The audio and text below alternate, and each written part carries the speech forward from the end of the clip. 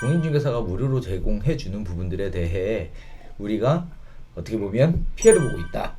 소비자들 역시도 그것이 너무나 당연한 것으로 인식되고 있다.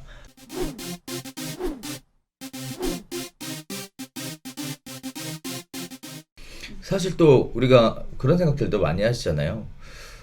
왜 임장 활동은 무료로 해야 하는가? 저는 그 부분이 보완됐으면 좋겠어요. 맞아요. 그러니까 뭐냐면 손님들이 우리의 시간을 너무 그냥 쓰시는 거죠. 그치. 왜냐면 네. 세무사님도 세무사 저기도 상담을 하면 시간제로 그게 있고 네. 다 있는데 이 부동산 중개 그 공인중개사들이 손님을 모시고 나가서 임장 활동을 하는 그 시간은 그렇게 생각 안 하신다는 거지. 그리고 계약하면 당신이 나한테 해준 게 뭐가 있냐 이렇게 얘기하는 일도 많고 또 손님이 여러 곳에서 같은 물건을 약속을 하고 보고 그 중에 중개보수를 제일 싸게 주겠다고 하는 분하고 계약을 하고, 왜냐면 다른 사람한테 설명 다 들었어. 여기서도 볼 거 다 봐서 또 봤으니까 여기하고 제일 먼저 하는 게 중개보수 얼마 받을 거예요. 이 얘기 물어보고 여기랑 계약하는 거야. 그래서 저는 이 중개 시장 이거는 4차 산업 이쪽하고 상관없이 이 체계가 조금 바뀌었으면 좋겠어요. 중개 산업 자체의 체계가. 그 체계를 바꾸기 위해서 예. 우리가 변화에 대한 이야기를 하고 예, 있는 거고 예. 사회와 기술, 경제의 변화 네. 그리고 그런 부분들이 우리에게 어떻게 접목돼서 네. 우리가 지금까지 느꼈던 한편으로는 피해를 보고 있다라는 네. 부분에 대해 새로운 대안으로 네. 제시될 수 있는가에 대한 정부가 이야기를 이걸 지금 알아야 되는데. 하고 있는 거예요. 그러면은 알아야지, 그럼. 고객들이 받을 수 있는 서비스의 수준이 엄청 높아질 거거든요. 네. 사회 인식이 이 공인중개사 분들을 전문가로 인식하지 않는 부분들이 있어서 이런 것 같아요. 이 사회 그 인식 부분이 그거를 바뀌려면 우선 체계가 바뀌어야 기존에 대충 중개를 하시던 분들도 그 시스템에 맞게 자기를 레벨업하고 손님을 그냥 대충 대하면 안 되겠다라는 의식 구조가까지 바뀔 수 있다라고 봐요. 매우 어려운 부분 주제인 것 같아요. 왜냐하면 개인이 할 수 없는 영역들이 분명히 있는 것 같고. 이거는 개인을 떠나서 이 산업이 국민들이 부동산이라는 뭐 매물, 뭐 자산을 계속 거래하고 유동성을 계속 주겠다고 하면 원래 정부가 종합부동산 서비스 시작한 것도 그거 아니었어요? 체계를 몰라서 이 서비스의 질을 높이기 위해 방향을 잡기 위해서 그거를 조금 더 구체적으로 가야 될 것 같아요. 냉소적으로 얘기할 분들이 좀 안타까운데 그 부동산 그 종합 서비스의 주체는 시민이고 국민이고 대중 개념이 있지. 거기에 중개업자들이 어떤 중개업 대부분이 이제 보면은 이제 공인중개사를 단속하기 위한 법이 만들어지지 권익 신장이나 맞아요. 이런 것들은 만들어지지 않는 부분 안타까움이 사실 그게 있죠. 앞으로 협회의 이제 가장 큰 소명 중에 하나겠죠. 여기서 이제 약간 번외 얘기하자면은 그렇기 때문에 제가 개인적으로 생각하는 부분들은 그거예요. 뭐냐면은 그 반복된 지난번에 이제 그 친목 모임에 대한 얘기를 했단 말이에요. 네. 왜냐면 사람 모임 만들어서 뭐 담합 행위를 했을 때 3년 이하의 징역 3천만 원 이하의 뭐 벌금 이렇게 내는 그게 네. 조항이 생겼단 말이에요. 무슨 말이냐면은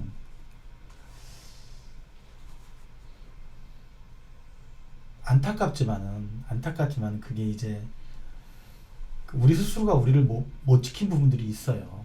못 지킨 부분들이 뭐냐면은 그 부분 명명백백하게 암과 어두운 부분과 어둡지 않은 부분이 분명히 존재하는데 그 협회라는 곳이 힘이 강해지려면은 그 개업공인중개사뿐만이 아니라 소공 또한 실제로 자격증을 딴 사람들이 그 협회에 접속할 수 있고 프리존을 만들어줘야 돼요. 그게 제일 전 좀 안타깝더라고. 그래서 공인중개사는 공인중개사 나름대로 권익신장에 모이면 좋거든. 힘이 생기는 거거든. 근데 한편으로는 그쪽으로만 이제 시청자분들도 공인중개사 많으니까 오해하실 수 있는데요. 공인중개사의 담합만 처분하게 이렇게 행정처벌하겠다라는 거 아니에요. 아니고요. 주민들의 담합을 처벌하겠다는 게 들어가 지금 있어요. 현재 네. 그게 훨씬 세고요. 네. 그게 훨씬 세고 거기에 따라서 지금 신고된 것도요. 공인중개사의 담합으로 신고된 건의 수십 배가 넘어요. 네, 이거를 공인중개사들의 문제점으로 몰고 가시는 안아주셨으면 하는 시청자분들에게 네. 바람이 있습니다. 정확한 지적이고 제가 말씀드리고자 하는 거는 미래를 만들기 위해서는 미래를 만들 개척자가 있어야 되잖아요. 근데 무슨 얘기냐면 미래를 만들 대부분 우리가 이제 중개업 시장이나 또 어느 시장은 플랫폼을 이용하는 배달의 민족 아주 개난리 난 게 그거잖아요. 애들 막 지네 마음대로 한 거지 이제 90몇 프로 되니까는 그게 그런 것들. 근데 이제 소비자나 정치권이 반응을 보니까 이제 물러섰단 말이에요. 무슨 말이냐면은 우리 직업군에 대한 미래를 생각하기 위해선 이 직업을 담을 수 있는 그릇 또한 여기서 출발할 수 있는 소통의 공간 플랫폼이 매우 정상적으로 갖춰져야 되는 얘기예요. 이거를 이제 협회에 계시는 분들이 어떻게 받아들일지 모르겠으나 그럼 협회라는 곳 또는 개인 개별 공인중개사님들도 이 라이센스 브로커들이 모일 수 있는 그 존을 만들어줘야 돼요. 플랫폼을. 이게 없이는요. 이게 없이 아무것도 바꿀 수 없어요. 근데 아마 그 부분은 협회도 어려운 게 다 우리 만나보면 알잖아요.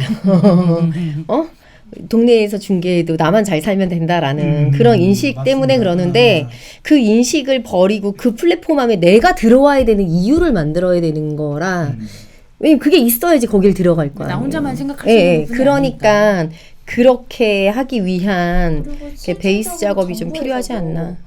그런 협회가 힘을 가지는 거를 좋아하진 않겠죠. 않겠죠. 당연히 안 어디나. 하겠죠. 그러니까 네. 당연히 지금 이런 식의 현 상황이 계속 되어야지만 음. 규제도 더 할 수 있고 이런데 우리가 원한다고 그게 힘이 또 갖춰지는 것도 아닐 것이고. 그리고 일단은 이런 부분들도 있을 것 같아요. 뭐 아까 잠깐 이야기에 나왔던 것 중에 하나가 공인중개사가 무료로 제공해주는 부분들에 대해 우리가 어떻게 보면 피해를 보고 있다. 소비자들 역시도 그것이 너무나 당연한 것으로 인식되고 있다라는 어떤 의식의 전환은 좀 필요한 것 같은데요. 이걸 한편으로 또 바꿔보면 중개사가 임장 활동을 할 때 어디서부터 어디까지 해줘야 하고 권리 분석에 대해서도 어디서부터 어디까지 해줘야 한다라는 부분이 명시가 되어 있는 정리가 돼 상태라면 있어야죠. 그러면 그런 거 아무것도 안 해주는 부동산하고 그런 걸 해줍니까? 거기에 대해서 어떤 준비에 대한 비용 내지는 일종의 전속과 유사한 개념의 중개가 가능하게끔 그런 식의 장치를 만드는 것도 중개업의 미래 발전에 있어서 굉장히 너무 중요해요. 의미 있는 네. 일이라는 생각이 들어요. 제이님 말씀하신 게 저는 이제 그 말씀 중에 제가 가장 이제 뭐 소망 내지 간절히 원하는 방향성들은 뭐냐면 전속에 대한 개념들이에요. 이거는 이 전속의 개념이 믹스가 돼 있으면 굉장히 좀 괜찮아질 것 같아요. 질적, 양적으로. 근데 사실 전속을 잘 안 해주시잖아요. 안 하죠. 근데 아마 그건 그럴 것 같아요. 전속을 해줬을 때 우리가 그에게 제공해야 되는 것 또한 규정되어 있지 않는 거죠. 맞아요. 있죠. 규정되어 있어요. 아니 그거는 이제 계약서 그거는 매물 전속이고요. 저는 거꾸로 이제 매수 쪽 전속이 그게 더 중요하다라고 보는 거예요. 왜냐하면 저희는 일을 진행하다 보면 이 손님이 뭐 여기 한 곳 말고 다른 곳들을 하실 때 뭐뭐를 같이 검토해 보셔야 되는 이제 브리핑 자료를 다 준비해서 만날 때도 있거든요. 그냥 아파트 같은 것도 그걸 다 만들어서 물건 다 브리핑하고 어떤 거보다 어떤 게 더 좋다라고 분석 다 해서 다 제공을 했어요. 그런데 아까하고 똑같이 여기 부동산하고도 만나고 여기 부동산하고도 만나고 결국은 노력 다 하고 선택을 다 시켜줬는데 중개보수 제일 싼 부동산하고 계약을 하는 거예요. 근데 한편으로는 또 그래요. 네. 자료 그렇게 다 만들어놨더니 달래. 그냥 이것도 좀 염치 없는 행동인 것 같아요. 염치 없는. 네.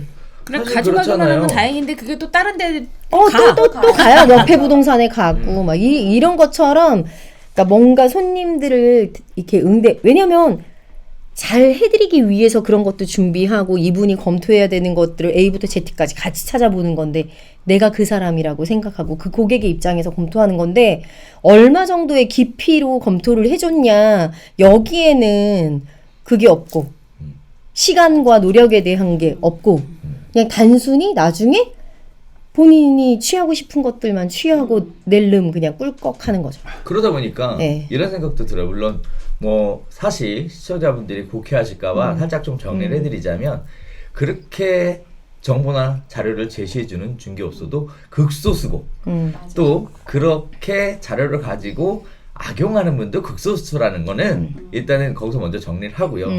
문제는 그렇게 극소수이지만 그런 사태가 발생한다라는 것은 앞으로도 지속될 가능성이 매우 높은 상황이다 보니 무언가 서로의 어떤 안전한 거래 또지는 신뢰할 수 있는 거래 뭐 이런 것들을 위해서 필요한 몇 가지 조치들이 있어야 되지 않을까. 이거를 법이나 제도를 통해서 바꾸는 네, 것도 정부가 좋지만 좀 그 부분을 조금 좋지만 터치해줘야. 그게 힘드니까 중개사부터 먼저 자신의 수준을 업그레이드 할 수 있는 노력들을 좀 해야 되지 않을까라는 생각을 하면서 자 오늘 원래 주제가 뭐였었냐면 돌아 여기까지 왔습니다. 부동산의 미래.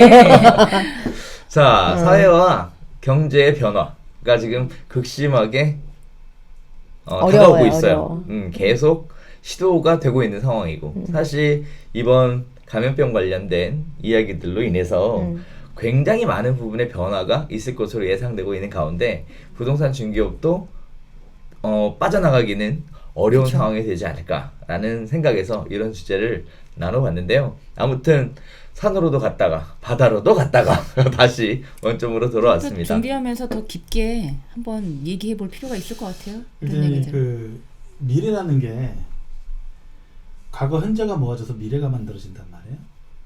그쵸. 그렇단 말이야. 그럼 아까 제가 말했던 오늘만 생각한다는 얘기는 약간 그 함축적인 의미가 있는 건데 우리가 이제 그 과거 현재들이 모아져서 미래가 만들어졌듯이 우리가 그런 시대 변화에 그날 하루에 할 수 있는 학습할 수 있는 것들은 학습 공부나 필요한 것 같아요. 그래야지 미래가 준비되지. 오늘 학습하지 아니하고 또 다른 미래를 논한다는 건 굉장히 엉성한 상황들인 것 같아요. 그래서 오늘 하루를 학습할 것들이 중개업자들은 그런 준비하기는 지금 얘기가 많이 뭐 드론 얘기 나오고 AR, VR 우리가 지난번 촬영했을 때 이제 미래 직업에 대해 그 직업에 대해 네네네. 사라질 직업과 사라지지 않을 직업과 비슷한 영향을 같이 가는 얘기들이에요. 그러면 중개하시는 분들이 이제 안타까운 얘기지만 뭐 한 10만 명의 개업 공인중개사분들이 계시는데 그 중에 한 60% 전후가 200만 원대라며요. 맞아요. 네, 그러니까 그거는 현실이잖아.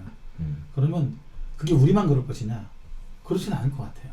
아우 뭐 변호사 이쪽도 보니까 그렇다고 하더라고요. 다 요즘 어려워요. 요새 다. 네, 네. 세무사. 그러면 불가피하다면 우리가 그러면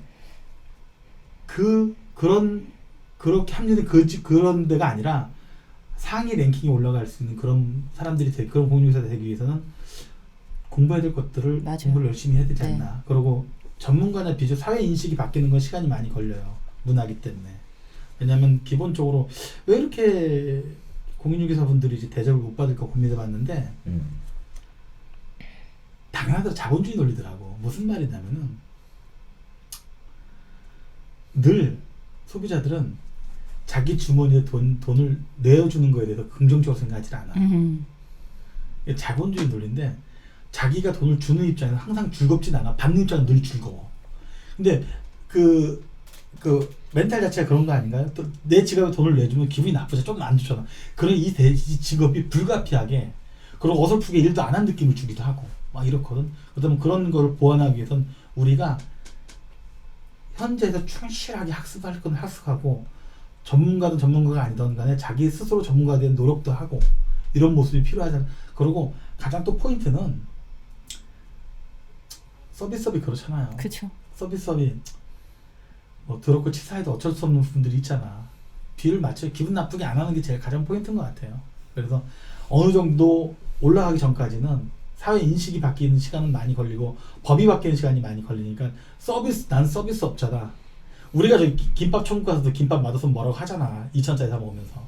그럼요. 근데 이 수백만 수천만 원 받으면서 이 정도 서비스가 그럼 그분들이 그렇지 않으면 그럴 수 있겠다 생각하고 약간은 이해하고 우리가 약간 약자 입장이라고 생각하고 서비스를 제공하는 그런 노력. 그래서 어느 정도 그렇게 해야지만 미래가 준비되지 않을까 생각이 들어요. 자, 그래서 오늘 이야기를 좀 정리를 해보면 이제 곰님께서 아주 의미 있는 말씀해 주셨는데 미래는 아무도 모르죠. 중요한 건 미래에 대한 준비를 하고 있는 사람. 그래서 꾸준히 공부하는 사람은 미래에도 살아남을 것이고 아무 생각 없이 그냥 미래가 장밋빛으로 다가올 것이다 라는 기대만 하고 있는 분들에게는 그러한 좋은 미래를 기대하기 어렵다라고 정리하면 될 것 맞습니다. 같습니다. 네. 네. 자, 오늘 다뤄드렸던 부동산 중개업의 미래 과연 어떻게 될까에 관련된 내용은 여기서 마무리하도록 할게요. 뭐 사회적인 분위기가 굉장히 무거운데 우리 주제도 같이 무거워져서 우리 시청자분들의 기분까지 무겁게 만들어드리지 않았나. 조금 이제 제가 더 말씀드리고 싶은 건 뭐냐면은 여러분들 그 중개업의 미래뿐만이 아니라요. 아무리 저기 장하중개소 갖다 놔고 유명한 그 미래학자를 앉혀놔도요. 미래 예측 못합니다. 열심히 합시다 이럽니다. 현재에 충실하면서 살아야죠. 그래. 네. 어떻게 신이 아니잖아. 자, 이렇게 마무리 짓도록 하겠습니다. 오드리님 마무리. 잠깐 구독 꼭 좋아요 꼭 알림 설정 꾹꾹 눌러주세요. 감사합니다.